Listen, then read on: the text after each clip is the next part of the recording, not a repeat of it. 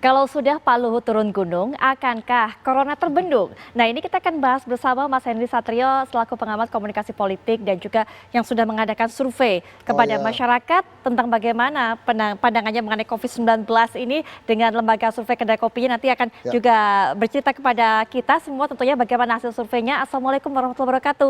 Selamat malam, Waalaikumsalam selamat datang warahmatullahi di sini. wabarakatuh. Sehat, Terima Mas kasih. Henry? Alhamdulillah Mbak Putri, sehat-sehat ya. Alhamdulillah sehat. Stay negatif.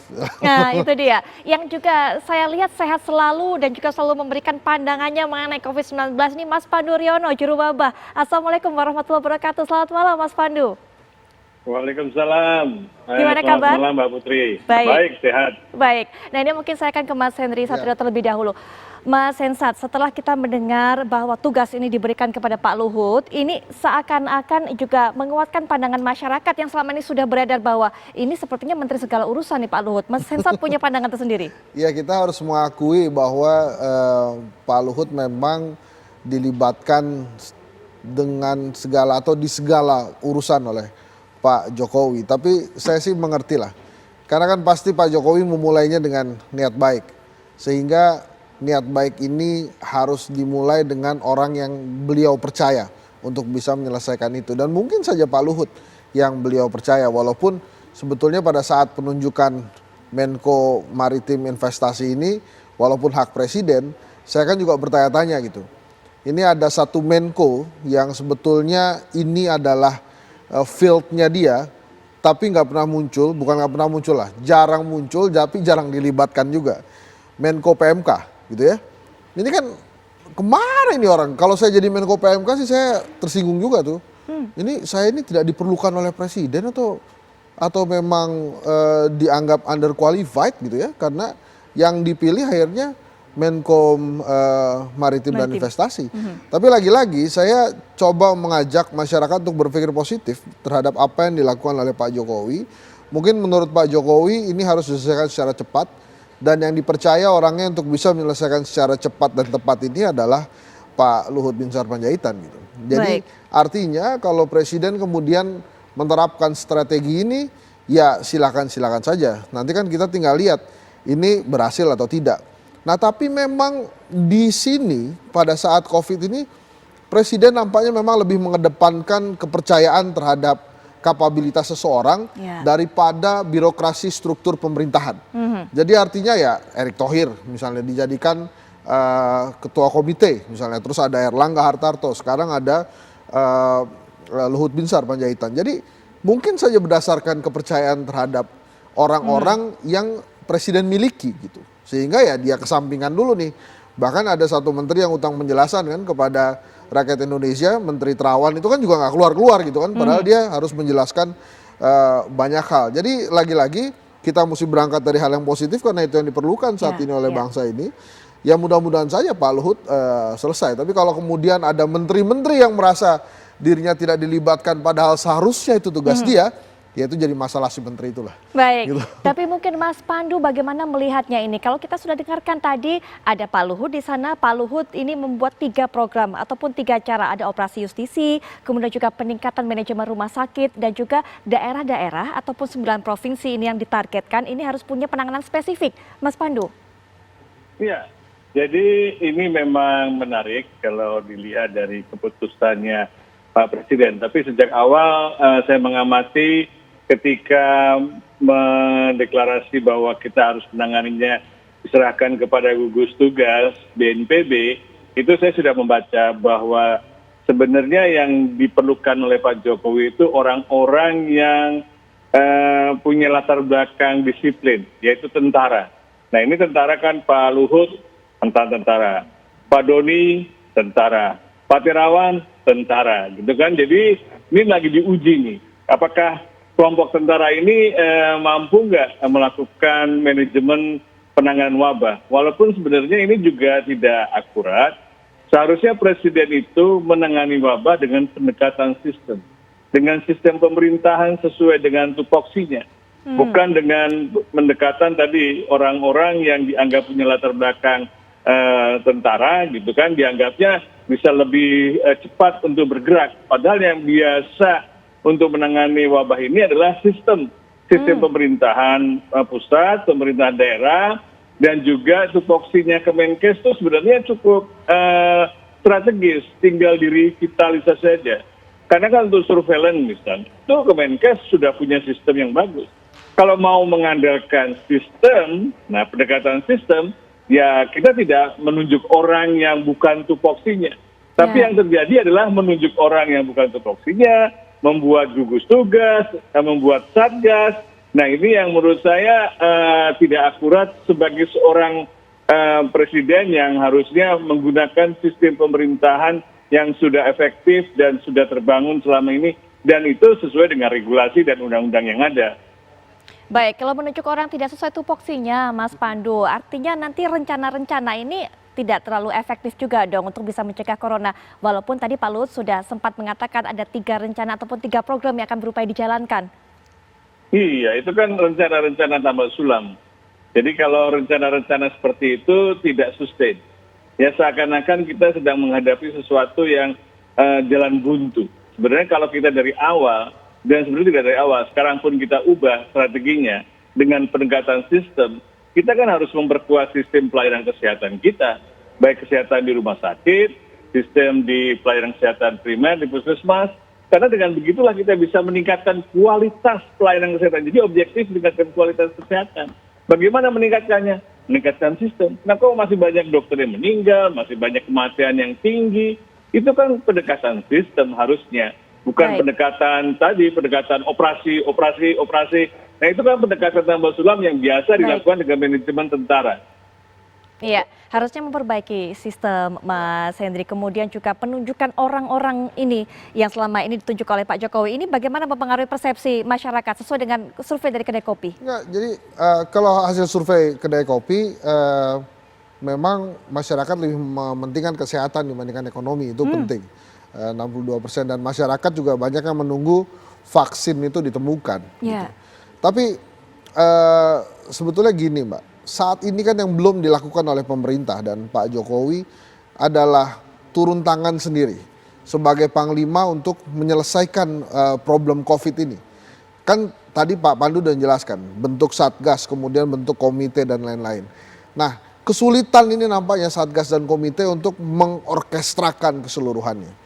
Kalau dari survei Kedai Kopi mengatakan bahwa masyarakat mengutamakan kesehatan, harusnya Pak Jokowi saat ini memang mengutamakan penanganan COVID-19 sebagai prioritas utama. Jadi artinya dia harus turun tangan sebagai dirijen langsung. Tidak lagi membentuk komite, tidak lagi membentuk satgas. Supaya lebih mudah order perintahnya. Kan kalau Pak Luhut, dia sedekat-dekatnya dengan Pak Jokowi, tapi dia bukan presiden. Sehingga pada saat dia perintahkan Menko lain misalnya, pasti ada UU pakai UU dan unggah-ungguhnya juga. Gitu. Tapi kalau presiden misalnya, ini survei Kedai Kopi sudah menunjukkan masyarakat mementingkan kesehatan. Ayo sekarang kita fokus ke kesehatan. Menristek sampai mana tentang penemuan vaksinnya, Menteri Terawan sampai mana, kemudian Menko PMK misalnya mau sampai mana, BUMN bagaimana, itu kan presiden enak nunjuknya. Sebetulnya menurut saya Mbak, sampai saat ini yang belum dilakukan oleh presiden adalah jadi dirijennya itu. Tadi dia sudah bentuk tuh satgas-satgas itu, satgas, komite ada, macam-macam dia sudah tugaskan, tapi kan perjalanannya tidak smooth ini. Nadanya masih saja sumbang. Jadi memang mau tidak mau presiden harus turun tangan. Dan itu saya yakin menjadi salah satu solusi karena ini menjadi persoalan yang sudah nasional. Tidak turun-turun angkanya, tapi di lain sisi kemudian masyarakat percaya bahwa pemerintah bisa menangani COVID-19 ini. Gini, kenapa masyarakat saya percaya? Karena memang tidak ada yang lain lagi yang bisa dipercaya oleh rakyat kecuali pemerintahnya.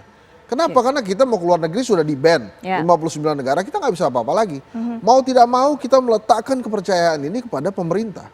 Makanya menurut saya Pak Jokowi tidak lagi perlu sibuk untuk membentuk kelompok-kelompok kecil, tapi turun tangan langsung karena ini memang harus jadi prioritas besar. Dia sekarang kan prioritasnya ekonomi dan kesehatan.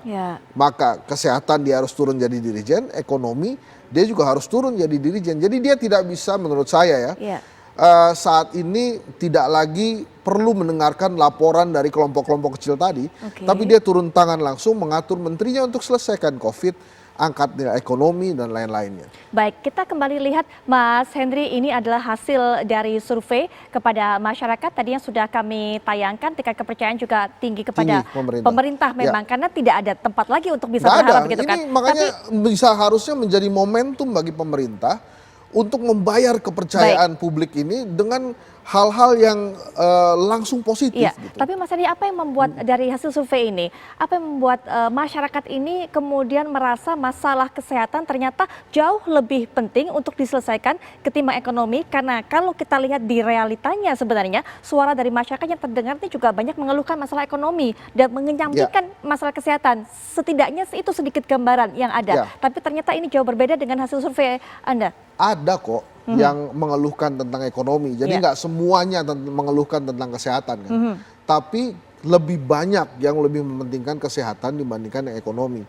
Jadi kalau Mbak Putri mendengar keluhan-keluhan itu bukan berarti tidak ada. Iya. Dari survei kami juga terdapat kok itu angkanya. Ada warga masyarakat yang mengeluh itu. Mungkin saat itu lagi sehat ya. Dan di kanan kirinya juga nggak ada yang sakit. Sehingga menurut dia ekonomi penting ini gitu.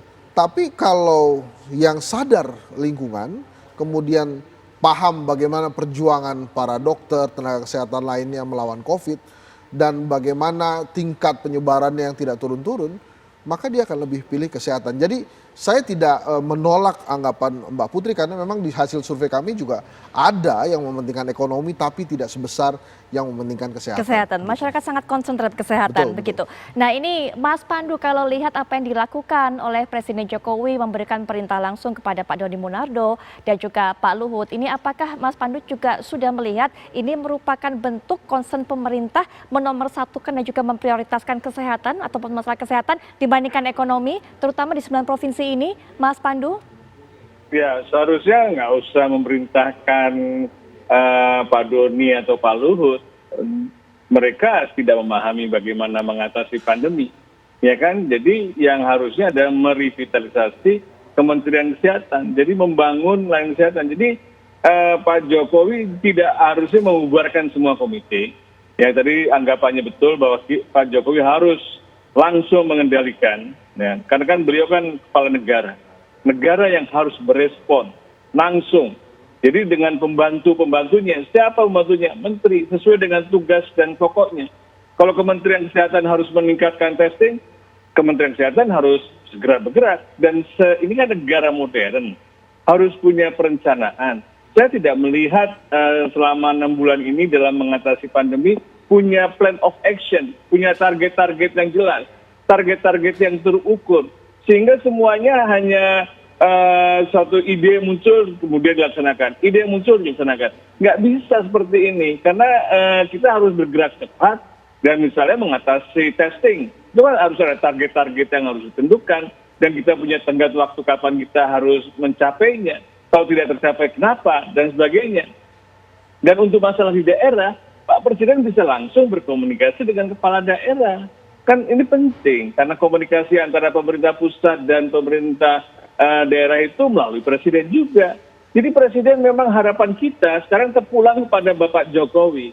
Mohon Pak Jokowi, saya mohon sekali lagi, mohon pimpin negara ini dalam mengatasi pandemi. Jadi langsung atasi dan pembantu-pembantunya itu akan segera bergerak karena begitulah sistem pemerintahan kita, bahwa semuanya harus melalui pendekatan sistem. Kalau tidak, kita akan ketinggalan, kita akan kalah dengan negara-negara lain yang sudah berhasil menekan angka penularan. Baik, Mas Henry juga mungkin punya penilaian tersendiri mengenai ini, tidak ada planning, tidak ada rencana, sehingga kemudian apapun yang menjadi ide dikeluarkan tapi juga langsung menguap begitu saja. Ya harusnya kan disegerakan ya pelajaran-pelajaran yang sudah terjadi selama 6 bulan ini dievaluasi dan diperbaiki. Saya paham Presiden juga sudah melakukan beberapa langkah dan berusaha melakukan langkah-langkah baik. Tapi kan belum maksimal gitu sehingga memang perlu gubiah uyah lagi gitu, ini mesti diberesin gitu. Kan saya dari awal juga pernah mengatakan bahwa Presiden memang perlu tim yang mengerti pandemi. Misalnya salah satu contohnya salah satu ketua Satgas ID misalnya Profesor Zubairi Zurban, dia mengatakan bahwa kita perlu banyak ruangan isolasi untuk bisa mengisolasi COVID-19 ini misalnya. Itu salah satu temuan dari seorang profesor yang memang ahli di bidang kesehatan. Ya itu didengarkan gitu harusnya. Baik. Jadi saat ini selain coordinating kemudian mengorkestrakan, pemerintah terutama Pak Jokowi itu harus lebih banyak listening, mendengarkan para ahli. Gitu. Kalau para ahli mengatakan butuh isolasi, ya ini diperkuat dulu. Oke. Gitu. Cari vaksin ya udah dikerjakan, kan sekarang lagi kerjain juga tuh sama Menristek.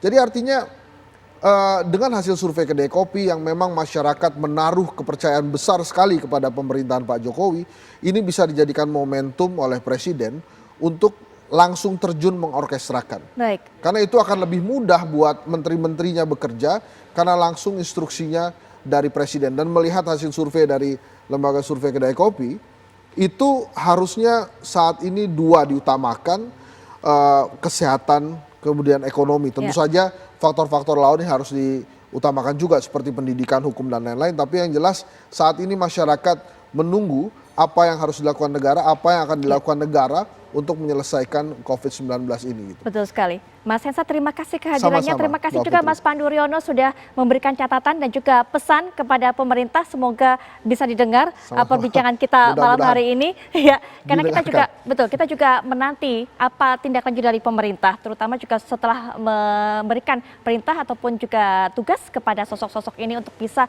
mengurangi dan juga menyelesaikan masalah COVID-19 di 9 provinsi yang kasusnya ini terus meningkat dengan tajam.